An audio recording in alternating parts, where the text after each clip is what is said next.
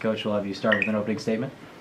It was a great first half. I think the team really took advantage of the bye and came out really energized, focused, made plays early. I think it's tough for a team to turn around in 24 hours and have to play again, and we needed to capitalize on it. We were sharp early on. We were decisive on the ball. Got early goal on a corner kick. Made a few key plays, and really from there, I think let their fatigue set in because it's tough to chase a game when you're tired. But everything we talked about this week, as far as coming out and the energy translating into really focused play and guys doing their job at a pretty high level and then executing and getting a few early goals, we came out and did, and then we got a chance to really get some other guys in there, and I thought they did a great job in the second half. So we got a chance to see some guys who could really help us in the future of the tournament. Coach, you guys exploded for 3 goals late in the first half. Were you able to expose any of their weaknesses or see any different schemes that they were throwing at you guys versus in the beginning of the game? Well, they pressed us pretty high. They kept their back line was stepping pretty high, and with our athleticism, I think it gave us a few opportunities to combine and play directly in behind. We didn't. I think we took what they were giving us, and with that much space, with our front three and our outside backs and our center mids, we just need to be simple and exploit it and try to get in and then make plays. And I think you catch a team when they're reeling a little bit and capitalize when they're still trying to get things sorted and readjust to the game. And felt like we did a great job taking advantage of that moment. All right, this question is from Mr. Lopez. I know that you have had a superb season this year. How important was it to get that first victory out of the way in the playoffs? Yeah, I mean, we were just trying to take it one game at a time. So it was the most important thing at the time, and now Redlands is. So, yeah, it was extremely important. And Mr. Hill, shutout victory, congratulations. And I saw that the defense and the offense were pretty much controlling the game throughout, both halves. How important was it for you to just, give it your all tonight? Luckily I wasn't too busy. I think the defense did a fantastic job.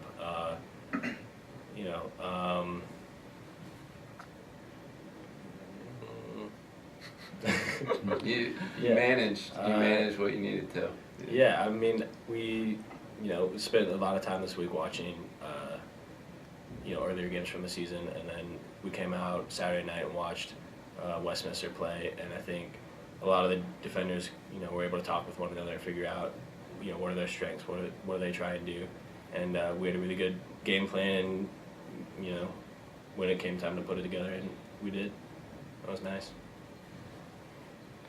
Now, you guys have had an explosive offense all season, so obviously, Max, you were able to get a goal and an assist today. How important is that to get in this first game, to get some scoring right away so you guys feel confident going into the next game? Yeah, it's always nice to get a goal. I think in terms of confidence, I don't think it's that big of a deal because it doesn't really matter who scores. We always know we're going to get the goal if we're playing well together. But yeah, it was nice to get one. This question is for Coach. Your next opponent. Can you just share, with the American public, just some of the strengths and weaknesses, what you're looking to face in this next round? It's a pretty unfamiliar opponent because they're coming from California, and there's a good conference out there that I think is mostly known for teams that like to keep the ball on the ground, play probably pretty similar to us. So need to take the opportunity this week to really get into the specifics of what they do and who their key guys are, but I know from watching some of the games in that conference over the past few years, it's usually really good soccer. They've got some good technical players. And certainly, they've played WashU in the first round and tied them 2-2 and went through on PK. So, we've got a little bit of familiarity with, obviously with WashU and be able to talk to them and hopefully get some insight on what they did that worked and what they did that what Redlands did that gave them trouble. Being undefeated, especially going to the playoffs, I know you guys have 2 ties. How much pressure is it on your guys to go out there and perform on a daily basis? At this point of the year, your record doesn't matter. Mm-hmm. It really, we're past. I think that maybe that, through the second half of the season, got a lot of attention from teams that we played and made sure that we got their best shot. And I think in that sense, it's done a lot for us to prepare us for elimination soccer, because we've been playing for the past month or so, playing against teams that were pretty desperate and really prepared and focused to try to knock off us because we hadn't lost a game or because of what our ranking was.